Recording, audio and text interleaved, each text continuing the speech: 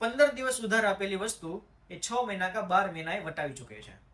Almost આ દરેક બિઝનેસમેનોને problem હોય છે. સર, એક વીકની અંદર પેમેન્ટ તમારું ક્લિયર થઈ જશે, મને માલ આપી દો. આપણે સર્વિસ આપીએ અથવા તો માલ આપીએ, અને પછી એ એક વીક પછી તમે જ્યારે ફોલોઅપ લો, ધંધો જ નથી આવ્યો, કાઉન્ટર જ નથી આવ્યું, મારી પાસે આ પ્રોબ્લેમ છે.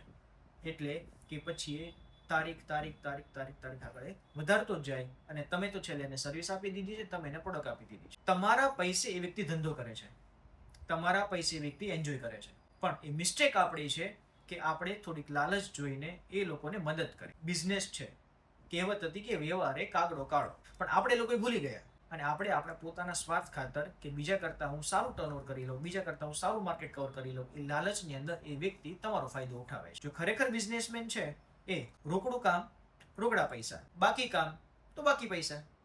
જો આ નિયમ ઉપર આવી જશે એટલે ઓટોમેટિક સામેવાળો વ્યક્તિ કોઈ દી તમારી પાસે ઉધાર માગશે જ નહીં.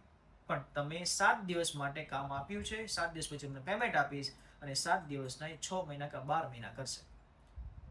એટલે 7 દિવસ કોઈ તમને કમિટમેન્ટ આપે છે તો તમારે સમજવાનું કે 6 મહિના કે 12 મહિના માટે તમારે એની પાછળ પડવું પડશે કે સાહેબ પેમેન્ટનું શું થયું.